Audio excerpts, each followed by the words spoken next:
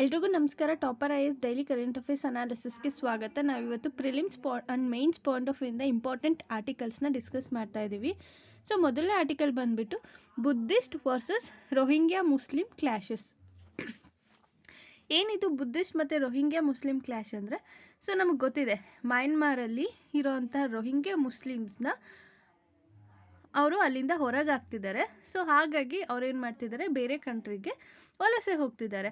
So ಈ ಒಂದು crisis ಅಲ್ಲಿ 2017 ಏನು ಮಾಡಿದರು, ರೋಹಿಂಗ್ಯಾಸ್ನ ಬಾಂಗ್ಲಾದೇಶಿಗೆ ಬರೋದಕ್ಕೆ ಸ್ಟಾರ್ಟ್ ಮಾಡಿದ್ರು. ಸೊ ಬಾಂಗ್ಲಾದೇಶಲ್ಲಿ ಏನು ಮಾಡಿದರು, ಸೊ ಅವ್ರನ್ನ ತೊಗೊಂಡೋಗು ಕಾಕ್ಸ್ ಬಜಾರ್ ರೆಫ್ಯೂಜಿ ಕ್ಯಾಂಪಲ್ಲಿ ಇರಿಸಿದ್ರು. ಇವಾಗ ಮತ್ತೆ ಅವ್ರನ್ನ ಭಾಷನ್ ಚಾರ್ ಐಲ್ಯಾಂಡಿಗೆ ಶಿಫ್ಟ್ ಮಾಡ್ತಿದ್ದಾರೆ. ಸೊ ಇದು ಹ್ಯೂಮನ್ ರೈಟ್ ವೈಲೇಷನನ್ನು ಮಾಡ್ತಿದೆ ಅಂತ ಹೇಳಿ ಇವರಿಲ್ಲಿ ಡಿಸ್ಕಸ್ ಮಾಡ್ತಿದ್ದಾರೆ. ಏನಕ್ಕೋಸ್ಕರ ಅಂದರೆ, ಈಗ for example Bhasan Char island ಅನ್ನೋದು ಇದು ರಿವರಿನ್ ಐಲ್ಯಾಂಡು, ರೀಸೆಂಟ್ಲಿ ಫಾರ್ಮ್ ಆಗಿರೋಂಥ ಐಲ್ಯಾಂಡು. ಸೊ ಇದು ತುಂಬ ಎಕ್ಸ್ಟ್ರೀಮ್ ಏರಿಯಾ ಅಂತಲೇ ಹೇಳ್ಬೋದು. ಅಂದರೆ ತುಂಬ ಸೈಕ್ಲೋನ್ಸ್ ಬರ್ಬೋದು, ಇಲ್ಲ ಫ್ಲಡ್ಸ್ ಆಗುವಂಥ ಚಾನ್ಸಸ್ ಇರುತ್ತೆ. ಸೊ ಹಾಗಾಗಿ ಇದು ಸೇಫ್ ಪ್ಲೇಸ್ ಅಲ್ಲ. ಇದರಿಂದ ಏನಾಗ್ಬೋದು, ಅಲ್ಲಿರುವಂಥ ಜನರು ಲೈಫಿಗೆ ಥ್ರೆಟ್ ಬರುವಂಥ ಚಾನ್ಸಸ್ ಜಾಸ್ತಿ ಇರುತ್ತೆ. ಸೊ ಹಾಗಾಗಿ ಇದು ಹ್ಯೂಮನ್ ರೈಟ್ಸ್ನ ವೈಲೇಟ್ ಮಾಡ್ತಿದೆ ಅಂತ ಹೇಳಿ ಇವರು ಡಿಸ್ಕಸ್ ಮಾಡ್ತಿದ್ದಾರೆ.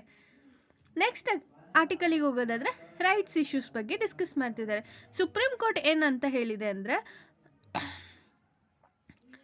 ಸೊ ಈ ಒಂದು EWS ಎಲಿಜಿಬಿಲಿಟಿ ಇದೆಯಲ್ಲ ಅದ್ರ ಬಗ್ಗೆ ಡಿಸ್ಕಸ್ ಮಾಡ್ತಿದೆ. ಸೊ 8 lakh ರೂಪೀಸ್ನ ಇವರು ಇನ್ಕಮ್ ಆಗಿ ಫಿಕ್ಸ್ ಮಾಡಿದ್ದಾರಲ್ವ. ಸೊ ಇವನ್ OBCಗೂ ಕೂಡ 8 lakhನ ಕ್ರಿಮಿ ಲೇಯರ್ ಅಂತ ಹೇಳಿ ಫಿಕ್ಸ್ ಮಾಡಿದ್ದಾರೆ. ಸೊ ಎರಡಕ್ಕೂ ಸೇಮ್ ಕ್ರೈಟೀರಿಯಾ ಯೂಸ್ ಮಾಡೋದು ಕರೆಕ್ಟ್ ಅಲ್ಲ ಅಂತ ಹೇಳಿ ಸುಪ್ರೀಂ ಕೋರ್ಟ್ ಹೇಳ್ತಿದೆ. ಸೊ ಇದಕ್ಕೆ ಸೆಂಟರ್ ಹತ್ರ ಎಕ್ಸ್ಪ್ಲನೇಷನನ್ನು ಸುಪ್ರೀಂ ಕೋರ್ಟು ಕೇಳ್ತಾ ಇದೆ. So there must be some data. ಈಗ ಫಾರ್ ಎಕ್ಸಾಂಪಲ್ 8 lakh ಆ್ಯನ್ಯುವಲ್ ಇನ್ಕಮ್ನ ಕೇಳಿದ್ದೀರ ಅಂದರೆ ಅದಕ್ಕೆ ಸಪೋರ್ಟ್ ಮಾಡೋವಂಥ ಡಾಟಾ ಇರಬೇಕಲ್ವ, ಅದನ್ನು ಕೊಡಿ ಅಂತ ಹೇಳಿ ಸುಪ್ರೀಂ ಕೋರ್ಟ್ ಹೇಳ್ತಿದೆ. ಈಗ ಸೋಷಿಯೋಲಾಜಿಕಲು ಡೆಮೋಗ್ರಫಿಕ್ ಎರಡೂ ಕನ್ಸಿಡರ್ ಮಾಡಿದಾಗ ಅದರ್ ಬ್ಯಾಕ್ವರ್ಡ್ ಕ್ಲಾಸಸ್ಸಲ್ಲಿ ಅವರು ಸೋಷಿಯಲಿ ಮತ್ತು ಎಜುಕೇಷನಲ್ಲಿ ಬ್ಯಾಕ್ವರ್ಡ್ ಇರ್ತಾರೆ. ಸೊ ಹಾಗಾಗಿ ಅವರಿಗೆ 8 lakhನ್ನು ಫಿಕ್ಸ್ ಮಾಡೋದು ಓಕೆ, ಬಟ್ EWSಗೂ ಸೇಮ್ ಕ್ರೈಟೀರಿಯಾ ಯೂಸ್ ಮಾಡೋದು ಎಷ್ಟು ಸರಿ ಅಂತ ಹೇಳಿ ಸುಪ್ರೀಂ ಕೋರ್ಟ್ ಕೇಳ್ತಿದೆ. OBC ಅವರು ಸೋಷಿಯಲ್ ಮತ್ತು ಎಜುಕೇಷನ್ ಬ್ಯಾಕ್ವರ್ಡ್ನೆಸ್ನ ಅನುಭವಿಸಿರ್ತಾರೆ, ಆದರೆ EWS ಅವರು ಈ ಒಂದು ಸೋಷಿಯಲಿ ಮತ್ತು ಎಜುಕೇಷನಲ್ಲಿ ಬ್ಯಾಕ್ವರ್ಡ್ ಇರಲ್ಲ. ಸೊ ಅವರು ಎಕನಾಮಿಕಲಿ ವೀಕರ್ ಇರ್ತಾರೆ ಅಷ್ಟೇ. ಸೊ ಹಾಗಾಗಿ ಎರಡಕ್ಕೂ ಸೇಮ್ ಕ್ರೈಟೀರಿಯಾ ಯೂಸ್ ಮಾಡಬಾರ್ದು ಅಂತ ಹೇಳ್ತಿದೆ. So similar income limit for both OBC and EWS is not valid ಅಂತ ಸುಪ್ರೀಂ ಕೋರ್ಟ್ ಹೇಳ್ತಿದೆ. ಸೊ ಇದು ಅನ್ಈಕ್ವಲ್ಸನ್ನ ಈಕ್ವಲ್ಸ್ ಮಾಡ್ದಂಗೆ ಆಗ್ತಿಲ್ಲ, ಅನ್ಈಕ್ವಲ್ಸನ್ನು ಈಕ್ವಲ್ಸ್ ಅಂತ ಟ್ರೀಟ್ ಮಾಡ್ತಿದೆ ಗೌರ್ಮೆಂಟ್ ಅಂತ ಹೇಳಿ ಸುಪ್ರೀಂ ಕೋರ್ಟ್ ಹೇಳ್ತಿದೆ. ಯೂನಿಯನ್ ಗೌರ್ಮೆಂಟ್ ಏನು ಮಾಡ್ತಿದೆ, ಸೊ ಇದಕ್ಕೆ ಒಂದು ಸೂಟಬಲ್ ಕ್ರೈಟೀರಿಯಾನ ತೊಗೊಂಡು ಬರಬೇಕು ಯೂನಿಯನ್ ಗೌರ್ಮೆಂಟ್ ಅಂತ ಹೇಳಿ ಸುಪ್ರೀಂ ಕೋರ್ಟ್ ಹೇಳ್ತಿದೆ. ಸೊ EWS ಕ್ರೈಟೀರಿಯಾಗೆ ಇನ್ಕಮ್ ಲಿಮಿಟನ್ನು ತೊಗೊಂಡು ಬರೋದಕ್ಕೆ ಯೂನಿಯನ್ ಗೌರ್ಮೆಂಟ್ ಕೂಡ ಟ್ರೈ ಮಾಡ್ತಿದೆ. Death rape versus life sentence. ಏನಿದು death rape versus life sentence ಅಂದರೆ, ಫಾರ್ ಎಕ್ಸಾಂಪಲು 2012 ಆದಮೇಲೆ ಡೆಲ್ಲಿ ಗ್ಯಾಂಗ್ ರೇಪ್ ಕೇಸ್ ಆಯ್ತಲ್ಲ, ಸೊ ಅವಾಗ ಒಂದು ಕ್ರಿಮಿನಲ್ ಲಾನ ತೊಗೊಂಡು ಬಂದಿರ್ತಾರೆ. So that is Delhi gang rape case criminal law act 2013. So ಈ ಒಂದು ಆ್ಯಕ್ಟ್ನ ಪ್ರಕಾರ ಸೆಕ್ಷನ್ 376E ಇಂಡಿಯನ್ ಪೀನಲ್ ಕೋಡಿಗೆ ಆ್ಯಡ್ ಮಾಡಿರ್ತಾರೆ. ಸೊ ಈ ಒಂದು ಸೆಕ್ಷನ್ 376E ಏನಿದೆಯಲ್ಲ ಅದು ಡೆತ್ ಪೆನಾಲ್ಟಿನ ಕೊಡುತ್ತೆ. ಇಫ್ ಇನ್ ಕೇಸ್ ಏನಾದರೂ ರಿಪೀಟೆಡ್ ಆಗಿ ರೇಪ್ನ ಮಾಡ್ತಿರ್ತಾರಲ್ಲ ಅಂಥ ಅಫೆಂಡರ್ಸಿಗೆ ಡೆತ್ ಸೆಂಟೆನ್ಸನ್ನು ಕೊಡಬೇಕಂತ ಹೇಳಿ ಈ ಒಂದು ಸೆಕ್ಷನಲ್ಲಿ ಮೆನ್ಷನ್ ಮಾಡಿದ್ದಾರೆ. 2013 ಮಹಾರಾಷ್ಟ್ರದಲ್ಲಿ ಶಕ್ತಿ ಮಿಲ್ಸ್ ಕೇಸ್ ಇರುತ್ತೆ. ಸೊ ಇವರು 3 ಪರ್ಸನ್ಸನ್ನ ಅರೆಸ್ಟ್ ಮಾಡಿರ್ತಾರೆ ಈ ಒಂದು ಕೇಸ್ ಅಂಡರಲ್ಲಿ. ಸೊ ಇವರು ಗ್ಯಾಂಗ್ ರೇಪನ್ನು ಮಾಡಿರ್ತಾರೆ. ಸೊ ಒಂದು ಟೆಲಿಫೋನ್ ಆಪರೇಟರ್ ಮೇಲೆ ಜುಲೈ 2013, ಇನ್ನೊಂದು ಫೋಟೋ ಜರ್ನಲಿಸ್ಟ್ ಮೇಲೆ ಆಗಸ್ಟ್ 22, 2013. ಸೊ ಲೋಯರ್ ಕೋರ್ಟು ಇವರಿಗೆ ಡೆತ್ ಪೆನಾಲ್ಟಿನ ಕೊಟ್ಟಿರುತ್ತೆ. So because of serial rapist ಅಂತ. ಬಟ್ ಬಾಂಬೆ ಹೈಕೋರ್ಟ್ ಏನಿದೆಯಲ್ಲ ಈ ಒಂದು ಡೆತ್ ಪೆನಾಲ್ಟಿನ ಲೈಫ್ ಸೆಂಟೆನ್ಸಿಗೆ ಕನ್ವರ್ಟ್ ಮಾಡುತ್ತೆ. ಕನ್ವರ್ಟ್ ಮಾಡೋದ್ರ ಜೊತೆಗೆ ಏನು ಹೇಳುತ್ತೆ ಅಂದರೆ, law not prescribe mandatory death penalty.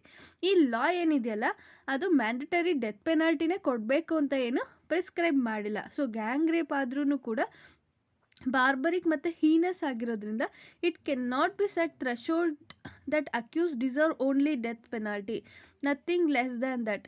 So ಅಂದರೆ ಯಾವುದೇ ಕೇಸ್ ಆಗಿದ್ರೂ ಕೂಡ ಅದಕ್ಕೆ ಡೆತ್ ಪೆನಾಲ್ಟಿನೇ ಫೈನಲ್ ಅಂತ ಹೇಳಿ ಡಿಫೈನ್ ಮಾಡೋ ಹಾಗಿಲ್ಲ, ಅದಕ್ಕಿಂತ ಕಡಿಮೆ ಇರೋದು ಯಾವುದು ಕೊಡೋ ಹಾಗಿಲ್ಲ ಅಂತ ಎಲ್ಲೂ ಕೂಡ ಮೆನ್ಷನ್ ಮಾಡಿಲ್ಲ. ಸೊ ಡೆತ್ ಪೆನಾಲ್ಟಿನ ಕೊಟ್ಟರೆ ಇಫ್ ಅವ್ರಿಗೆ ಡೆತ್ ಆಯಿತು ಅಂದರೆ ಹೋಲ್ ಕಾನ್ಸೆಪ್ಟು ಅಲ್ಲಿ ಎಂಡ್ ಆಗಿಬಿಡುತ್ತೆ. ಸೊ ಈ ಒಂದು ಲೈಫ್ ಸೆಂಟೆನ್ಸನ್ನು ಕೊಡೋದ್ರಿಂದ ಮೆಂಟಲ್ ಸಫರಿಂಗ್ ಮತ್ತು ಮೆಂಟಲ್ ಅಗೋನಿ ಆಗುತ್ತೆ. ಸೊ ಇದು ರಿಯಲ್ ಪನಿಷ್ಮೆಂಟ್ ಅಂತ ಹೇಳಿ ಈ ಒಂದು ಹೈಕೋರ್ಟು ಎಕ್ಸ್ಪ್ಲೇನ್ ಮಾಡ್ತಿದೆ. Constitutional courts bound to the consideration of judicial mandate, ಅಂದರೆ ಜುಡಿಷಿಯಲ್ ಮ್ಯಾಂಡೇಟ್ ಏನಿದೆಯಲ್ಲ ಅದಕ್ಕೆ ಬೌಂಡ್ ಆಗಿರಬೇಕು. ಅದನ್ನು ಬಿಟ್ಟು ಇಂಡಿವಿಜುವಲ್ ರೈಟ್ಸಿಗೆ ಅಥವಾ ರೈಟ್ಸ್ ಆಫ್ ದ ಕ್ರಿಮಿನಲ್ಲಿಗೆ ಬೌಂಡ್ ಆಗಿರಬಾರ್ದು ಅಂತ ಹೇಳಿ ಹೈಕೋರ್ಟು ಹೇಳ್ತಿದೆ. ಸೊ ಕ್ರಿಮಿನಲ್ಸಿಗೆ ಅಥವಾ ಜನರಿಗೆ ನ್ಯಾಯವನ್ನು ಒದಗಿಸೋದ್ರ ಜೊತೆಗೆ ಪ್ರೊಸೀಜರ್ಸನ್ನು ಫಾಲೋ ಮಾಡೋದು ಕೂಡ ಅಷ್ಟೇ ಇಂಪಾರ್ಟೆಂಟ್ ಅಂತ ಹೇಳಿ ಹೈಕೋರ್ಟು ಹೇಳ್ತಾ ಇದೆ. ನೆಕ್ಸ್ಟ್ ಆರ್ಟಿಕಲಿಗೆ ಹೋಗೋದಾದರೆ right issues are social media ಅಥವಾ freedom of speech and intolerance related ಆಗಿ ಒಂದು ಆರ್ಟಿಕಲ್ ಇದೆ. ಸೊ ಕಾಂಗ್ರೆಸ್ ಲೀಡರ್ ಸಲ್ಮಾನ್ ಖುರ್ಷಿದ್ ಅವರು ಒಂದು ಲೇಟೆಸ್ಟ್ ಬುಕ್ಕನ್ನು ಬರೆದಿದ್ದಾರೆ. ಏನಂದರೆ ಸನ್ರೈಸ್ ಓವರ್ ಅಯೋಧ್ಯ ಅಂತ. ಸೊ ಈ ಒಂದು ಬುಕ್ಕಲ್ಲಿ ಏನು ಮಾಡಿದ್ದಾರೆ ಅಂದರೆ, ಸೊ ಅವರು ಹಿಂದುತ್ವನ ಟೆರರ್ ಔಟ್ಫಿಟ್ ಇಸ್ಲಾಮಿಕ್ ಸ್ಟೇಟ್ ಜೊತೆಗೆ ಈಕ್ವೇಟ್ಸ್ ಮಾಡ್ತಿದ್ದಾರೆ. ಅಂದರೆ ಬೋಕೋ ಹರನ್ ಮತ್ತು ನೈಜೀರಿಯಾ ಜೊತೆಗೆ ಈಕ್ವೇಟ್ ಮಾಡ್ತಿದ್ದಾರೆ. ಸೊ ಇದ್ರ ವಿರುದ್ಧವಾಗಿ ಒಂದು ಡೆಲ್ಲಿ ಹೈಕೋರ್ಟಲ್ಲಿ ಪೆಟಿಷನ್ ಬಂದಿದೆ. ಸೊ ಈ ಬುಕ್ಕನ್ನು ಬ್ಯಾನ್ ಮಾಡಬೇಕು ಅಂತ. ಬಟ್ ಡೆಲ್ಲಿ ಹೈಕೋರ್ಟ್ ಏನಂತ ಹೇಳ್ತಿದೆ ಅಂದರೆ, ಈ ಒಂದು ಪೆಟಿಷನನ್ನು ರಿಜೆಕ್ಟ್ ಮಾಡಿದೆ. ರಿಜೆಕ್ಟ್ ಮಾಡಿ ಏನಂತ ಹೇಳ್ತಿದೆ ಅಂದರೆ, ಸೊ ಇದನ್ನು ಓದಿ ಅಂತ ನಿಮ್ಗೆ ಯಾರೂ ಹೇಳಿಲ್ಲ, ಬಟ್ ಇದನ್ನು ಬ್ಯಾನ್ ಮಾಡಿ ಅಂತ ಯಾಕೆ ಹೇಳ್ತಿದ್ದೀರಾ, ನಿಮಗೆ ಈ ಬುಕ್ ಇಷ್ಟ ಇಲ್ಲ ಅಂದರೆ ಯು ಕ್ಯಾನ್ ಇಗ್ನೋರ್ ಇಟ್ ಅಂತ ಹೇಳಿ ಡೆಲ್ಲಿ ಹೈಕೋರ್ಟು ಹೇಳಿದೆ. ಸೊ ಮತ್ತು ಅದ್ರ ಜೊತೆಗೆ ಇನ್ನೊಂದು ಏನಂತ ಹೇಳಿದೆ ಅಂದರೆ, ಸೊ ನಿಮ್ಗೆ ಅದು ಇಷ್ಟ ಇಲ್ಲ ಅಂದರೆ ನೀವು ಅದನ್ನು ಓದಬೇಡಿ, otherwise people are very incensed with a book, write their own piece. ಅಂದರೆ ಅವ್ರಿಗೇನು ಇಷ್ಟ ಇರುತ್ತೋ ಅದನ್ನು ಬರೀತಾರೆ. Everybody has the freedom to write what they thought ಅಂತ ಇವರು ಹೇಳ್ತಿದ್ದಾರೆ. ಸೊ ಆರ್ಟಿಕಲ್ 19 ಕ್ಲಾಸ್ 2 ಏನಂತ ಹೇಳ್ತಿದೆ ಅಂದರೆ, ಗೌರ್ಮೆಂಟುಗೆ ಒಂದು ಎಂಪವರ್ಮೆಂಟನ್ನು ಕೊಟ್ಟಿದೆ. ಅಂದರೆ ಏನು ರೀಸನಬಲ್ ರಿಸ್ಟ್ರಿಕ್ಷನನ್ನು ಹಾಕಿದ್ದಾರೆ ಆರ್ಟಿಕಲ್ 19(2) ಅಂಡರಲ್ಲಿ. ಸೊ ಅದರಲ್ಲಿ ಈ ಒಂದು ಪಬ್ಲಿಕೇಶನ್ನ ಒಂದು ರಿಸ್ಟ್ರಿಕ್ಷನ್ ಆಗಿ ಅವರು ಪ್ಲೇಸ್ ಮಾಡಿಲ್ಲ. ಸೊ ಹಾಗಾಗಿ ಬುಕ್ಕನ್ನು ಬ್ಯಾನ್ ಮಾಡೋದು ಇಟ್ಸ್ ನಾಟ್ ಕರೆಕ್ಟ್ ಅಂತ ಹೇಳಿ ಹೇಳ್ತಿದೆ. ಸೊ ಪಬ್ಲಿಷರು ಇದನ್ನು ಪಬ್ಲಿಷ್ ಮಾಡೋದಕ್ಕೆ ಎಷ್ಟು ಕಷ್ಟಪಟ್ಟಿರ್ತಾರಲ್ವ. ಸೊ ಇಫ್ ಇನ್ ಕೇಸ್ ಏನಾದರೂ ಇದನ್ನು ಬ್ಯಾನ್ ಮಾಡಿದ್ರೆ ಅವರ ರೈಟ್ ಟು ಸ್ಪೀಚ್ ಆ್ಯಂಡ್ ಎಕ್ಸ್ಪ್ರೆಷನ್ನ ನಾವು ಕಟ್ಟೈಲ್ ಮಾಡ್ದಂಗೆ ಆಗುತ್ತೆ, ಆಥರ್ದು right to speech and expression curtail ಮಾಡ್ದಂಗೆ ಆಗುತ್ತೆ ಅಂತ ಹೇಳಿ ಹೈಕೋರ್ಟು ಹೇಳ್ತಿದೆ. So the excerpt could not be read in isolation. If in case ನಿಮಗೆ ಇಷ್ಟ ಇಲ್ಲ ಅಂದರೆ ಅದನ್ನು ಓದಕ್ಕೆ ಹೋಗಬೇಡಿ ಅಂತ ಹೇಳಿ ಪೆಟಿಷನನ್ನು ರಿಜೆಕ್ಟ್ ಮಾಡಿದೆ.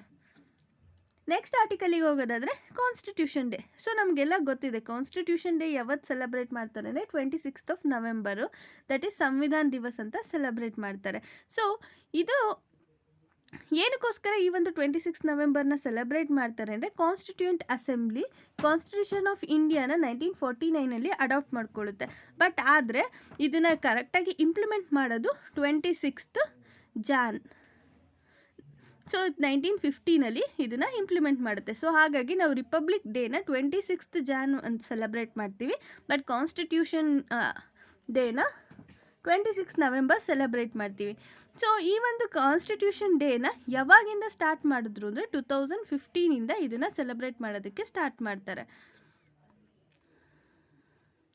ನೆಕ್ಸ್ಟ್ ಆರ್ಟಿಕಲಿಗೆ ಹೋಗೋದಾದರೆ ಪೊಲೀಸ್ ಕರಪ್ಷನ್. ಏನಿದು ಪೊಲೀಸ್ ಕರಪ್ಷನ್ ಅಂದರೆ, so Interpol's boss Meng Hongwei ಇದ್ದಾರಲ್ವ. ಸೊ ಇವ್ರನ್ನ ಏನು ಮಾಡಿದ್ದಾರೆ, ಚೀನಾಗೆ ವಾಪಸ್ ಕರ್ಸ್ಕೊಳ್ತಿದ್ದಾರೆ. ಏನಕ್ಕೋಸ್ಕರ ಅಂದರೆ, ಅವ್ರು 4 years ಕಂಪ್ಲೀಟ್ ಮಾಡೋಕ್ಕೂ ಮುಂಚೆನೇ ಇವ್ರನ್ನ ವಾಪಸ್ ಕರ್ಸ್ಕೊತಿದ್ದಾರೆ. ಗೌರ್ಮೆಂಟ್ ಇದಕ್ಕೆ ಏನು ಅಂತ ರೀಸನ್ ಕೊಟ್ಟಿದೆ ಅಂದರೆ ಬ್ರೈಬರಿ ಅಂತ ಹೇಳಿ ರೀಸನನ್ನು ಕೊಟ್ಟಿದೆ. ಇದು ಹಾಗಾಗಿ ಆ ಪ್ಲೇಸಿಗೆ ಮೇಜರ್ ಜನರಲ್ ಅಹಮದ್ ನಸರ್ ಅಲ್ ರೈಜಿ ಇವರು ಚೀಫ್ ಆಫ್ ಇಂಟರ್ಪೋಲ್ ಆಗಿ ಎಲೆಕ್ಟ್ ಆಗಿದ್ದಾರೆ. That's all for today. ನಿಮಗೆ ಇದರಲ್ಲಿ ಯಾವುದೇ ರೀತಿಯಾದಂಥ ಡೌಟ್ ಇದ್ದರೆ ಕಮೆಂಟ್ ಸೆಕ್ಷನಲ್ಲಿ ಕೇಳ್ಬೋದು. ನಿಮ್ಗೆ ಈ ಒಂದು ವಿಡಿಯೋ ಇಷ್ಟ ಆಗಿದ್ರೆ ಲೈಕ್ ಮಾಡಿ, ಶೇರ್ ಮಾಡಿ, ಕಮೆಂಟ್ ಮಾಡಿ, ಹಾಗೂ ಟಾಪರ್ IAS ಚಾನಲನ್ನು ಸಬ್ಸ್ಕ್ರೈಬ್ ಮಾಡ್ಕೊಳ್ಳಿ. Thank you all.